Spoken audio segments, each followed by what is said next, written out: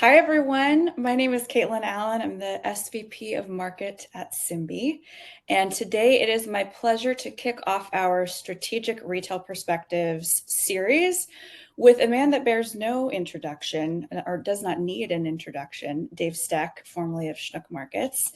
And today our conversation is going to cover everything from how Dave got into retail, his career history, what it was like to pioneer the use of in-store robotics and how the use cases for the associated data scaled from pilot across their organization, as well as to some new news, which is the fact that Dave has, after retiring from Schnuck Markets, agreed to join Simbe as our expert in residence. So lots of great things coming. Feel free to ask questions as we go through the conversation at any point in time. Other than that, Dave, so good to have you here. Thank you for being here. Oh, love being here. Well, let's dive into it. I'm really excited to hear probably many parts of the story many of us know, but perhaps some parts that will be new for us. Let's maybe start at the beginning. And if you could tell us a little bit about your background and ultimately how you came to lead IT and emerging technology at Schnucks. Yeah, I actually don't have a whole lot of retail background, as a lot of people think. I started my career as a systems analyst back in those days when they had systems analysts, but I was working for McDonnell Douglas, which became Boeing, but I was at the airplane factory helping build fighter jets. And just, I love to do things first. I always did that at my entire career. So there were some things that I did at McDonnell Douglas that I was the first in the industry to do. And when I left there, I was there for about 6.5 years. I went to Blue Cross of Missouri and did a whole bunch of other, new technology type things with the Blues, and was there for, 13 years, something like that, quite a while. And then went on to Express Scripts, which was pharmacy benefits management company. And, most of my career has been more centered around infrastructure and the plumbing than it has been on application development. But at Express Scripts, I pretty much covered, over the course of the 9 years I was there, I covered all different aspects of infrastructure. I ended up running the project management office, and I had the spend management team. So I was responsible for all the vendor contracts and whatnot. So I negotiated some huge contracts because that company had $1 billion IT budget. But when I left there, I went to Schnucks, and my interview with Schnucks was interesting. I was meeting with the president and COO at the time, and he asked me a question. He says, "Well, you don't know anything about retail. What makes you think you're going to be successful here?" And I told him, I said, I don't need to know anything about retail. You're hiring me to be the VP of infrastructure. So you can take me and put me in the basement of any company and have me run infrastructure. It's the same thing. The business is irrelevant. And so that's how I got in at Schnucks. And then since it was a smaller organization, you had to broaden your skill sets. And we had a VP of application development that hired on shortly after I did. And she was there until 2017. And at 2017, then I picked up app dev and picked up head infrastructure as well, and was working for the famous Bob Hardister, who's our CIO. Right. And when we went in, Schnucks had just been breached in 2012. And I had joined in 2014. Schnucks was one of the first retailers to have the credit card breach. And the investment that was made in IT in 2012 was dismal. It was less than $1 million. And when Bob what should it have been, just in terms of factor? Well, so when Bob and I joined that first year, we spent $14 million. And that continued for a number of years. But we knew we needed to basically rip out the entire infrastructure and modernize the stores. And we talked about that we had a bunch of Model Ts running on dirt roads. This was our presentations to the board. We have all these Model Ts that are running on dirt roads. We needed to build the superhighway. And then once we had the superhighway in place, we could build on top of that and start to replace these Model Ts with Chevys and Lamborghinis and Porsches and whatnot. But that basement, the foundation, needed to be put in place first. And that was the heavy concentration. And then once that was in place, that's when we were able to start to come up with the really innovative stuff. Okay, which is actually a perfect segue into the next question. I'd love to hear about when you first met our co-founders, Brad, Jeff, and Shaw. And I mean, you were our first customer, so you helped us pioneer this technology that's now fast become part of the modern retail tech stack. But that takes an incredible desire to be first mover, to use your phrase from earlier, and also I would imagine the ability to recognize something that stood out to you about that team, our team, and the vision, and to help shape it. What was that? Yeah, so we first met the team. I think Bob was at an FMI conference in Chicago and ran into Brad, and Bob came back and he threw Brad's card on my desk and he said, "You need to get a hold of these guys. This looks interesting." So it's kind of funny. I chased after Brad quite a bit and couldn't get him to reach back out to me, but I came to realize that after talking to him more is that we were trying to select a vendor as much as they were trying to select a grocer, because who they picked was as critical to the success of the company as it was to who we picked. It's a good point, because I remember right after Tally was announced, I think we had about 500 retailers come knocking and saying they wanted to be our first customer. Yeah. So it was a mutual evaluation. Yeah, it was. And so finally, we did set up meetings, and the team came out in 2018 and brought Tally to the Twin Oaks store, which is just up the street from me. And I think the big thing with me is in talking with the three of them, the mission was clear to be the best shelf scanning robot in the market. And that so was focused.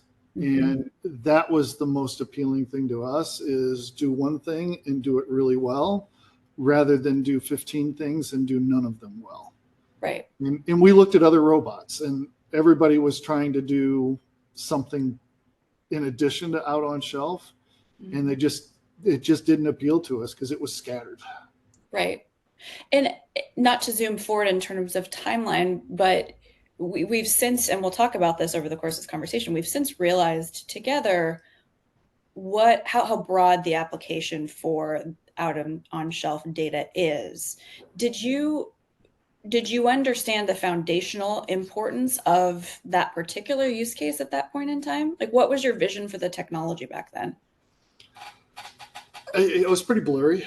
I mean, I definitely didn't have 20/20 vision. I think it was in 2019 that when we announced that we were doing the 16 store pilot, that it hit the press here in St. Louis. And Rennie Knott, who was one of the reporters for Channel 5 News, was interviewing me. And I made the statement to him without really realizing what I was saying. I said, what we're most interested in is the data and what we're going to be able to do with it. And that was a completely off the cuff remark because I was trying to fill time and I thought it sounded good. But I truly didn't understand. I didn't know enough about store operations and how things worked in the store, but I knew the data was going to be important. I just didn't realize how important it was going to be.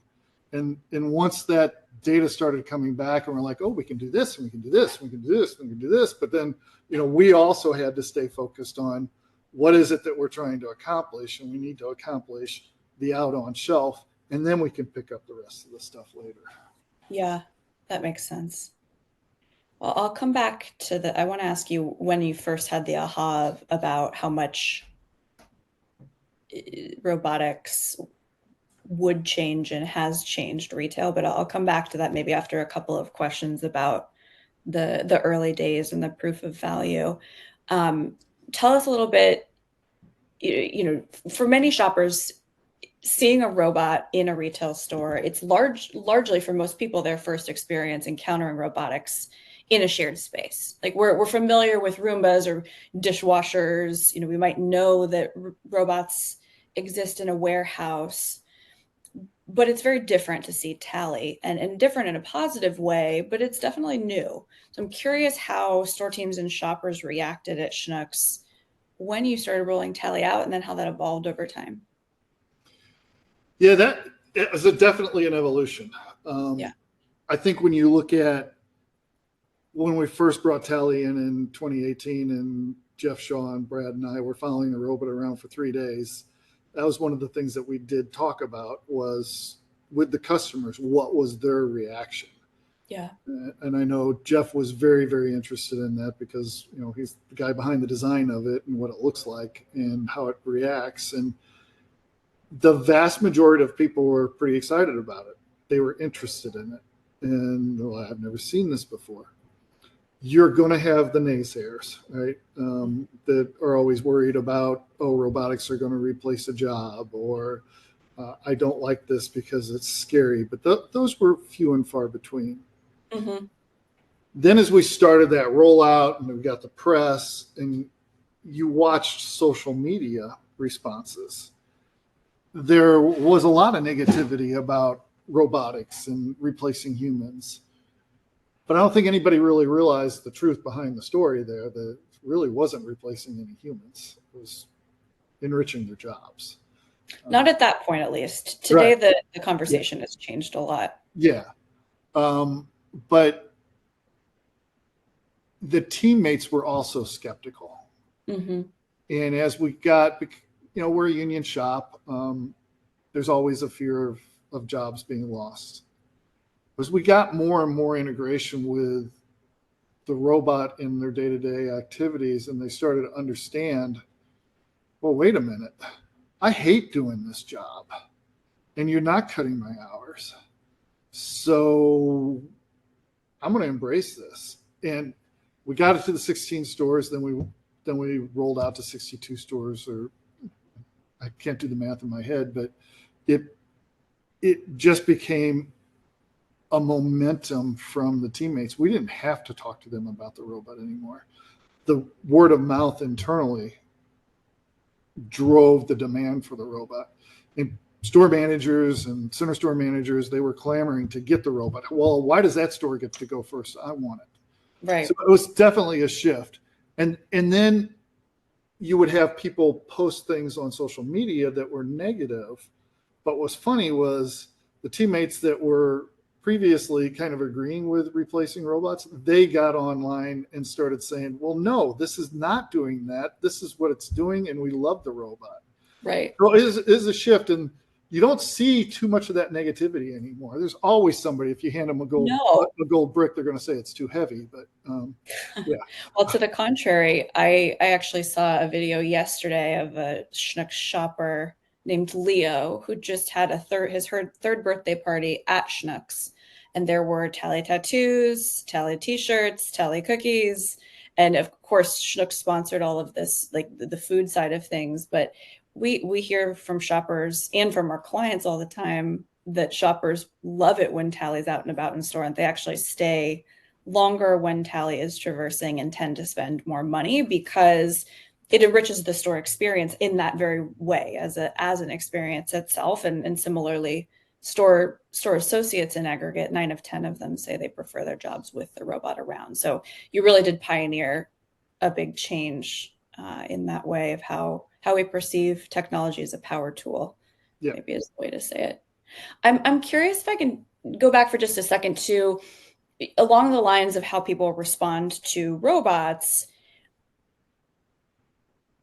Were robots a modality that were clear to Schnucks from the get-go, or did it develop over time? Meaning, were you looking for a solution to the data need that you expressed? Probably not, because you said that was something that kind of came out talking to the reporter. Were robots the only kind of technology you looked at as a potential option? Um, so we had gone from a computer assisted ordering environment to a perpetual inventory based environment. Mm-hmm. And that was one of the methods, right, to address the out on shelf and become better at your forecast and demand and be able to get the products just in time to the store. But it's not the end all be all. PI is great at trying to predict demand and get the replenishment cycle started, but PI is not always accurate. Yeah. In fact, it's very frequently not accurate. So you don't correct it by putting in a PI based inventory system. You solve a little bit of the problem, but you still have to solve the bigger problem of that empty shelf. And that's still going to happen. And so the robots were truly, at the time, since this industry was just at its very beginnings, that was pretty much the only solution that was out there. Then you had other people that came in that said, well, we can do this with fixed cameras, and we can do this with cameras, your security cameras in the ceiling. And, then Amazon Go comes in and says we can do this same type of stuff with our Amazon Go technology. And there was just a lot of people that had a hammer that was looking for a nail. Mm-hmm. And nobody really had it to that refinement that the robotics industry did. Thank you. And thank you, Morgan, for the question I just asked. That was a question from the audience, which I forgot to mention. Dave, obviously, part of deploying robots in store is the deep partnership that's required between IT and store operations. And Kim Anderson, your counterpart at the time, who still owns store operations at Schnucks, she was coming to mind when you were talking about store team reactions to Tally, because she's told me before that her team would tackle anyone or tackle her if she tried to take the robot out of the store. And I know that your team and hers, really had some valuable insights together and a deepening partnership throughout the deployment process. Can you speak a little bit to that? Yeah, going back to the early days, right? It was IT science experiment, and we were all excited and very interested in what we could do with the technology. So, from an IT perspective, we started sprinting long before we even had ops engaged. And we had the tools. We had our own shelf management application, so we could take the data back from Tally and immediately send a signal to the store team that they needed to address stuff. And we were doing that. And it was as soon as Tally would finish a scene and the data was uploaded and processed and then pushed down to Schnucks, man, we were like every 15 minutes sending something to the store teams, go fix that, go fix this. And that's really what kind of started that relationship with Kim, because she called us up and she said, okay, no mas, you're demoralizing the teams because they don't feel like they can ever get ahead of you. And we began the weekly meetings with the store ops team and IT and really hashed through, okay, how can you really operationalize what the robot is doing so that it fits into the workflow that the stores have based off of resources and when they're tasked to do specific things. Right. And that's really, that partnership continued the entire time I was there with weekly meetings. I love it. At some point along the journey together, Schnucks hired shall we call it a top 4 consultancy to run a case study evaluation to quantify Tally's impact. Without giving away anything too confidential, can you speak at a high level to the value that this agency or this consultancy uncovered, as well as how your team reacted? Like, was it a surprise? Yeah, I think there's a couple of things you have to understand before you just go down that path. There was another study that was done for other reasons at Mhm. Schnucks by an outside firm first, and there was some very valuable data that was gathered for that then fed into how we addressed the ROI associated with Tally. But what we found from that initial study was what they call the switchability index, which says I'm going to walk into a store and I'm looking for some 12-ounce Heinz. It's my favorite example. I'm looking for the 12-ounce Heinz, but you're out. But right next to it is the 18-ounce Heinz. With Right. Schnucks, 85% of the time, the customer is going to switch to a different product. Okay. So that hole on the shelf, you're only missing 15% of the gain that you could get by addressing that hole. But where this heads down now is at an 85% switchability, and we do this additional study, we start to figure out what's the value of that 15% and how do you calculate it. And we came up with a very, very conservative formula, which I wish I could remember all the details of, but it was extremely complicated, but it was very conservative. It was something that we didn't want to go to the C-levels and say, okay, here's the size of this prize and overstate it. We wanted to understate it deliberately. So we were very conservative on it, but we said, okay, if your switchability is 85%, then I need to calculate how much lift I'm getting from the 15% of sales that I would normally miss. And we came up with fast moving items. We'd give the robot a credit for a case Mhm. quantity. For slow moving items, we would look at what's the average weekly sales on this item, and we give a week's worth of sales to Tally.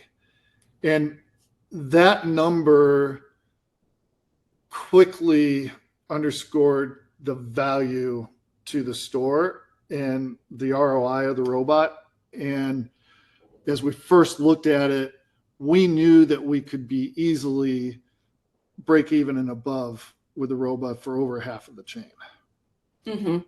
Then the additional thing that the study showed was, well, how are you doing on your promo bibs? And we have promotional items that you're expecting a certain amount of sales lift associated with those items. But if the store team doesn't hang that promotion, you get 0% of the lift associated with it, because customers don't know. They shop the sale. They don't know it's on sale. And what we found was that there was as much as, based off of the study, there was as much as 5% of our sale items didn't have their promo bib on it. We did that math and the lift associated with sales, and we figured out that that was actually more valuable than the lift associated with the out on shelf. So you put those two together, then it's a no-brainer. It says just roll it out to every store, because that makes every store break even and above on that. Right. Right. So a lot of unexpected wins, it Yeah. sounds like. And this is not news to us now because we're familiar with our clients getting 3 to 4x the ROI, the initial return on investment within, a several month period. But at that point in time, that was the first time that had been discovered. So I can imagine the emotion and excitement that went along with that. Would you say that was the moment where you realized, shall I say this is going to change retail, or were you still, is that still, or before you really understood the magnitude of what you were leading? No, I'll tell you, I realized that at the very beginning. Did you? Yes. My daughters will tell you that when we were doing just the 3 robots and just doing PowerPoint presentations of what they were finding, I told my daughters, I said, this is the future of retail. I said, you are going to see a robot in every store somewhere in your lifetime. And they're like, oh yeah, Dad, whatever, but I still truly believe that. And I was very excited about it. So I think without even fully understanding all the capability, I knew that these robots were going to make a difference in retail. Love The, it. the other thing too is going back to that switchability index is Schnucks used 85% pre-COVID. COVID hits, all the manufacturers quit producing all of their assortment. So Schnucks assortment dwindles, which then drives more value from out on shelf. And if you look at the industry average on switchability is 55%. So 45% of the time, those other grocers are losing the sale. And what's more important with that is how many times do you go to a store and you're looking for key items and they're out. And at some point, you're going to say, you know what? I don't even like shopping here anymore. So you not Yeah. just lose the sale, you lose the customer. No, absolutely. I think the statistics that I've seen recently are something to the effect of 1 in 5 items that are wanted by shoppers are not actually available for sale. And then after the instance happening just once, 1 in 4 shoppers will switch to a competitor due to that shelf gap. And by competitor, I don't just mean a local competitor. It could be Amazon or Walmart or any of the online grocers, which of course is something very top of mind for brick and mortar retail today. Yeah. If I can switch gears a little bit, you've alluded several times, and this is something we all feel, to the emotional reactions that people have to Tally. And we've done blinded studies over the course of the last year or so where we've put Tally next to some of our competitors in comparative surveys to ask shoppers who you prefer, kind of like the Pepsi Coke test. And Tally wins effectively every time. And the one of the big reasons for that is, credit to Jeff, our co-founder, the human-centered design principles that went into Tally, such that the ergonomic Tally's shape makes it very easy for Tally to go down the aisle this way and the human body to go down this way, so that there's like almost like a puzzle piece fit. And the color choices and the choices related to the sounds Tally makes, it's all geared towards answering the question of how do you make a robot friendly, and even how do you make the experience of sharing space with humans at worst neutral and at best positive. Long way of asking a question, but I'm curious from your perspective how you think Tally's human-centered design was central to success, both with the shopper population that we spoke about, as well as evolving store team reactions. So I'll go back a little bit. We did look at other robotic solutions because as a company, that's you have to do your due diligence. And at the time, there was a company probably not a lot of people even know about anymore. It was Fellow Robotics, and they were in the Bevmo stores out in California. And we were flying out to meet with Brad and Jeff and Shaw at the garage world headquarters for Simbe, which had 1940s furniture in it, and not a single chair matched, and the table was wobbly. But we went by and looked at this Bevmo store with the robot there, and I walked in, and the robot was very large. It was more cube shaped. And as I approached it, I didn't realize that it had an array of lights on it that were as bright as the sun.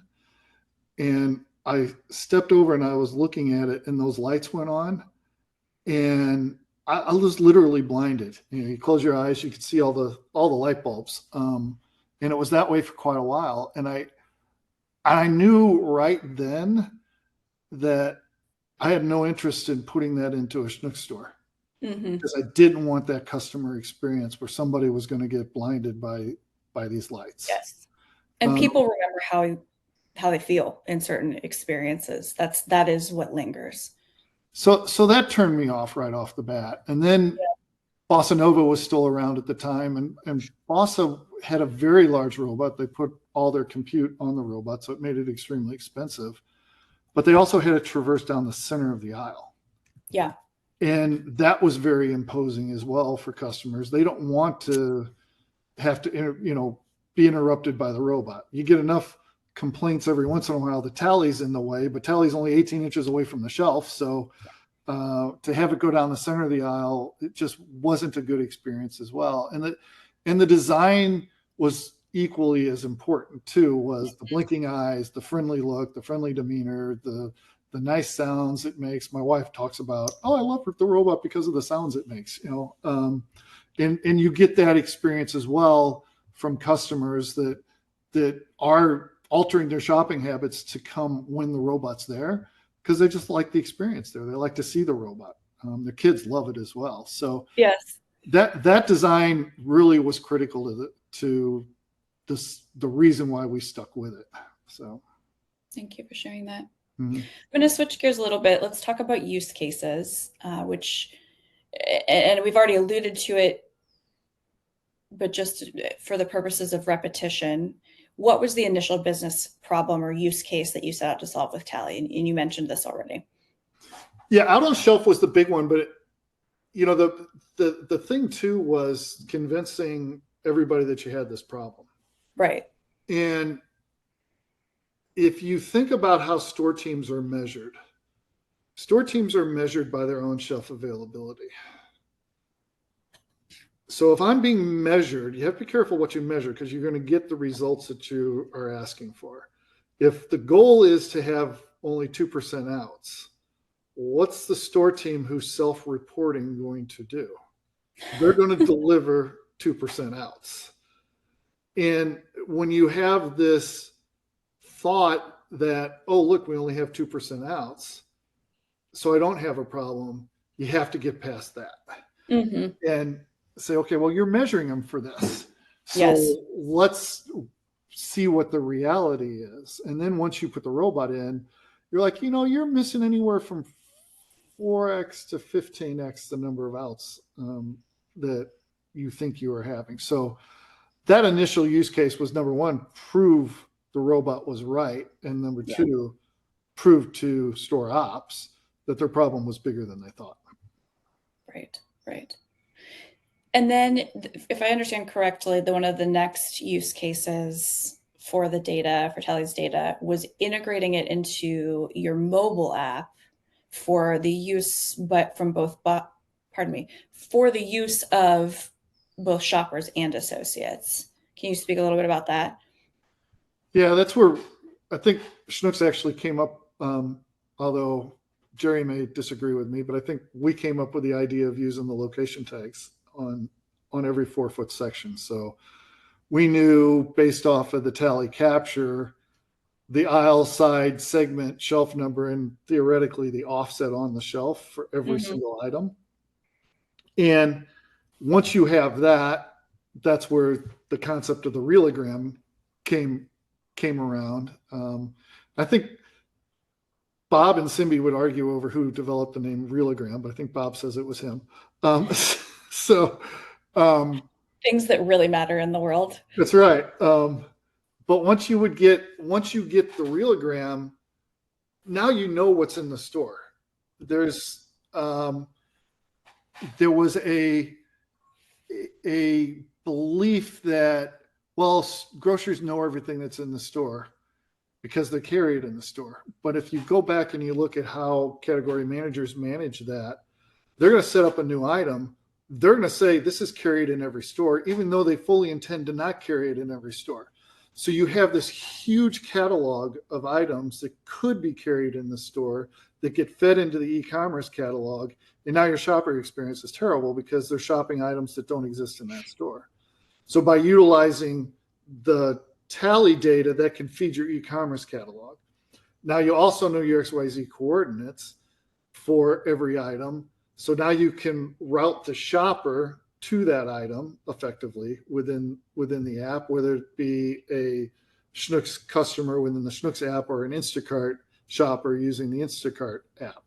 You've got all of that location information and you can get them right there. So that's another invaluable aspect of it. And then you start to need to build that even more. And you say, okay, now I know where they're at.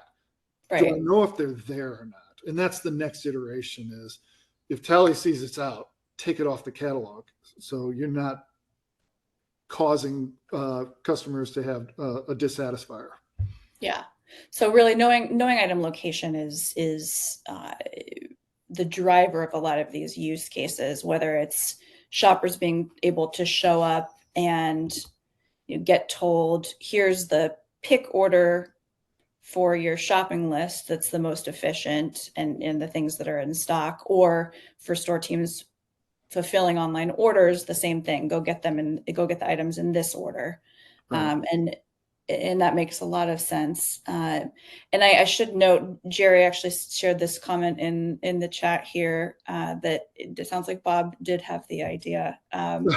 And that's very much, as Jerry said, very much the case where part of what makes our solutions so good is the depth of partnerships with innovative retailers like Schnucks. And of course, you all were quite on the forefront there. Let's talk a little bit about how Tally's data improved e-commerce fulfillment. How much maybe we can go back to just talking about the split of sales. What was the split of online sales versus in-store sales? And then what was the accuracy and speed that resulted from being able to have Tally's location data that helped store teams fulfill online orders? Well, store teams at Schnucks don't shop the orders. That's done by Instacart. That's right. Pardon So me. I don't have a good measure for that, but I do know that Instacart was clamoring for this information because they knew it was going to increase their efficiency of shopping. And since Instacart and even for the Schnucks app, we geofence the stores. So when you walk in the store, if you've got a shopping list built, it's going to sort it for the shopping sequence of that store based off of the location data from Simbe. That makes sense. And I do know that Instacart data is that 50% of items ordered online have to be substituted or not found. But when you know item location data, our clients on average find that 66% of the items they believe are out of stock are actually just in the wrong location inside of their store. So while those are two independent data points, they are correlated about how much that use case could be impacted. Well, and keep in mind too, here we're getting back into measures, right? Instacart shoppers are measured on their speed. So how long am I going to look for an item? And if I'm being measured on my speed, they're not being measured on how well they're picking the order because they can easily say, well, it's not here. It's great you can't point. prove it wrong. So what about Tally's data relevant to ESLs, which is an investment you all also made at some point? Yeah, so you can take the location data and now put it on steroids. Because I can now get the person. What we did initially was to say, okay, we're going to give the customer, not the Instacart shopper, we're going to give the customer the aisle, side, and segment number. We're going to get them to the 4-foot section. Yeah. The Instacart shopper, we're going to give them the shelf number. We can still get them there. We only wanted to do the 4-foot section because we wanted the customer to kind of take in the whole section. And, instead of buying the Oreo cookies, there's the Schnucks own brand Oreo cookie that they can buy. But when you put the ESL in, now you can enable the flashing light and you can get the customer to zero in, get them to the 4-foot section. I still can't find what I want, push a button, blink the ESL. And now I can zero in on exactly where that item is. Which is so useful. I can't tell you how many times I've been to my recurring grocery store and I know where things should be because I'm there at least once or twice a week, every week. And I still the amount of time that I spend looking for things is sometimes a very frustrating experience. Yeah. Yeah, it's true. I was shopping in Pullman, Washington at a Safeway and I knew I was in the right section. I couldn't find the item. Yeah. So, uh, Yeah. I think Our, too. go ahead. Well, I'm going to expand it now because the tally data can also inform the customer. If if we know that it's not on shelf and we know it's not in the back room, then I can use that tally data to change what the ESL displays to say we're temporarily out of stock. And that way, you don't drive the customer to find a teammate to go say, hey, do you have this or not? You Mhm. know that it's not there. So flip the tag to say it's not there. And then when the store receives the item in the back room, then you just flip the tag back. Much better shopping experience. Then that also can feed into your e-commerce catalog now. Well, if I flip the tag to say I'm temporarily out of stock, I know it's not there, so I should take it off the e-commerce catalog. So smart. So smart. So, I mean, we've talked about on-shelf availability. Price accuracy is also a very common use case for our clients, particularly at the beginning. We've talked about ESL enhancement, e-commerce experience, and buy online, pick up in store enhancement. Improving your relationship with Instacart, improving the shopper experience. Are there any other use cases that retailers might not think of right away that are beyond those that I just mentioned, beyond the obvious, but could potentially also be transformational? Yeah, there's several. If you're not using ESLs and you're still printing paper tags, most stores are printing their paper tags in the planogram sequence. And planograms generally are not updated. They're 60 or 70% accurate.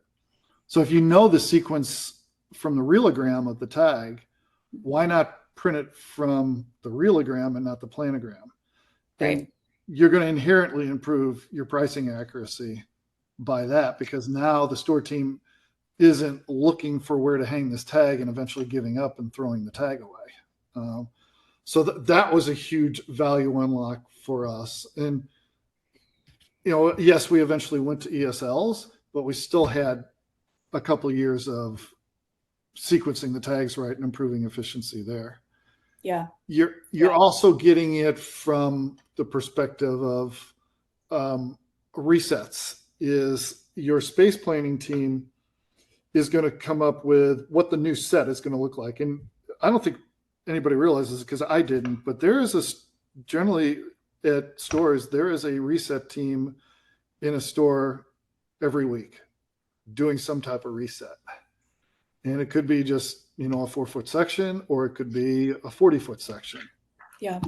But the space planning team now, they're not relying on the planogram to know what's there. They're taking the realogram data and they're saying, okay, here's my existing set. What's not going to be in this new set when the reset team comes in?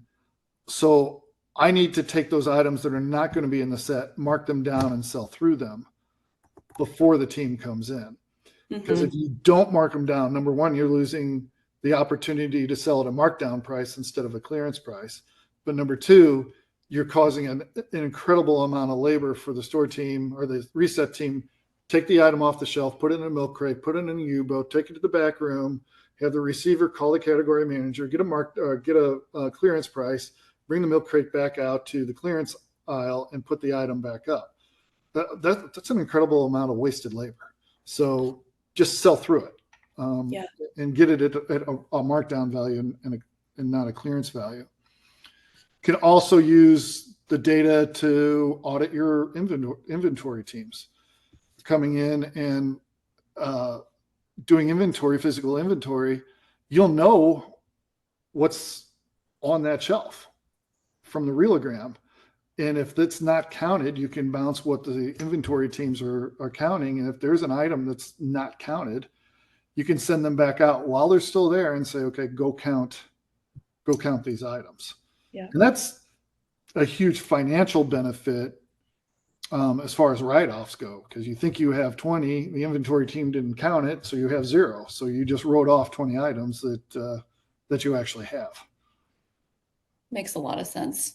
And we hear others that are related in beginning to think about automating reordering, automating demand forecasting as they understand the supply chain, making more data-driven merchandising decisions that are actually informed by how product moves on the Yep. shelf. So, the world is our oyster, so to speak. I just wrapping up this section, I think my last question, Dave, would be around the lessons that you learned from scaling across use cases over the years with Tally. What advice would you give to retailers about scaling new technology in their stores from, a couple, maybe one, two, three, four, five, to hundreds? I mean, you'll always use the crawl, walk, run analogy, right? Mhm. I think too many people get fascinated by all of the capability and want to prove it all rather than figuring out where the business case is and proving just that. And starting off slow, get to the benefit more quickly because you're just leaving it on the table if you're trying to get everything perfect. Yeah. So, the expression, don't let perfect get in the way of really good. That's a great example of that expression. Just get what you can. And it's the whole agile development, right? It's iterate through it. Do this for 2 weeks, then iterate to the next thing and build on that. And then just continue to do that and grow the answer set. And you'll get to that value more quickly and not waste a whole lot of time. It's well said. Let's close the conversation by maybe looking ahead a bit and broadening out to talk about the industry. So you retired from Schnucks earlier this year. I believe it was in May of Mhm. 2025. And you could have pursued many paths, Dave, and I would love to hear, why did you choose to join us, Simbe, as our expert in residence? What is so appealing about this, Um, apart from me? I was going to say it's all about you, Caitlin. Uh, no, I think it's a technology that I truly, truly believe in, and I believe it's going to change the way retail operates. And I have all of this experience from the ground up of working with the robots. So I wanted to work with Simbe, not just to make Simbe stronger, but also to work with the customers that Simbe is working with to make them stronger. Yes. And I feel like that's where I have the most impact. And you are uniquely suited to do that. Where are and where should store intelligence and shelf digitization rank today on retailers' agendas? Well, of course, I'm going to say at the top. Um, I I think you have more and more retailers doing this, and there's a famous quote that I had, which was General Eric Shinzensky. I can never say his name, which was, if you don't like change, you're going to dislike irrelevance even more. That's good. And I think that's the message that a lot of retailers need to understand is your competition is doing it. So you need to do it or you're going to be irrelevant. And as your competition is able to carve out those customers from you because they're dissatisfied about their shopping experience there, they don't come back. Customer acquisition is a lot more expensive than customer retention. Yeah, it's very true. You may have answered this question already when you spoke about our focus on the one problem we wanted to solve, but I'll ask it in a different way. In your view, what sets Simbe apart in the market right now? Well, it's the head start because of that focus, right? We want to be the best shelf scanning solution out there. Simbe hasn't been distracted by, oh, I want to look for objects on the floor. I want to do, 400 cameras in a store so that I can watch every single shelf. It's Hmm. been this singular focus on computer vision and making sure that you've got the best CV solution out there, which gives an incredible head start to the company. And then it does allow for the pivot that says, okay, now I'm really, really good at CV with the robot. I can pivot in key areas of the store and use Tally Spot to supplement in certain areas that are important to the retailer. But when you've been focused on other things, the competition is behind, and I don't know that they'll ever be able to catch up. Yeah. Yeah. Well, thank you for that. And for those in the audience, I've got a few more questions that I'm going to continue asking, but if you have any yourselves, please start sending those in if you haven't already. Dave, when you think about, let's call it maybe the next 5 years into the future, so a near-term future, how do you see the role of data in brick and mortar retail evolving? As we think about things like e-commerce, agentic commerce, et cetera, social commerce in some countries around the world. Yeah, I'm not a data expert, but it is truly as much information as you can garner about your customer and about your stores Mm-hmm. just allows you to enrich everything that you do with that customer experience. It's And really well said.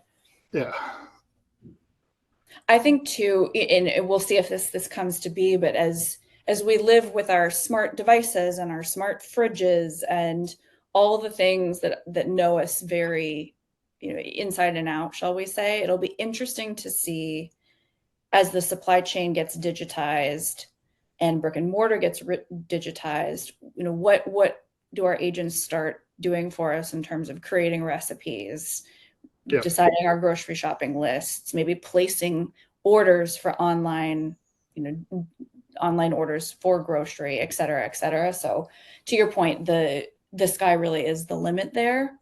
Um, in that context, what would you say to a retailer who's maybe on the fence about digitizing their shelves today, or perhaps like many folks making trade-offs between different technological priorities? How would you guide them to think through where to invest their dollars, and where to act? oh wow, that's a trick question. Where'd you come up with that one? So I I'm going to go back to that quote again. How much are you going to like or dislike irrelevance?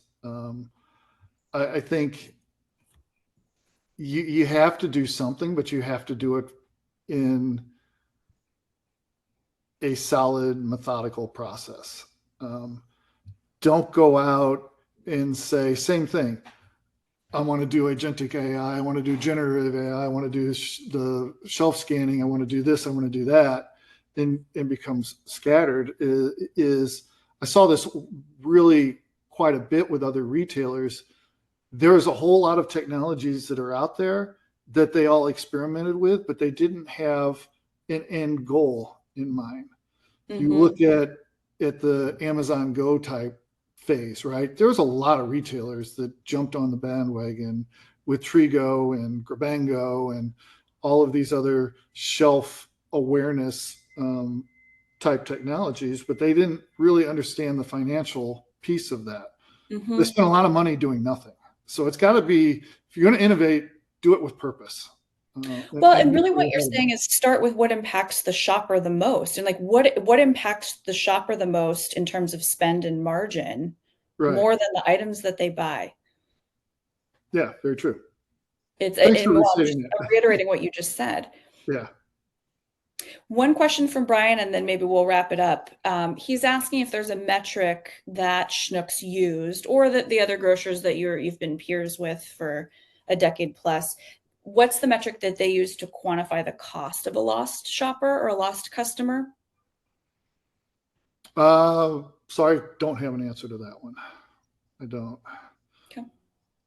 Well, that's fine too. Sorry, Brian. Any final words, Dave, whether it's to our listeners, to the industry, about the things we've talked about today?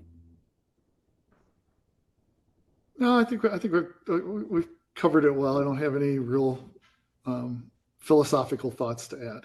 So I think you already dropped a lot of those. Well, thank you. Mhm. And thank you for the time, Dave. It's been a pleasure as always. And to those of you who have stayed with us this long, thank you for tuning in.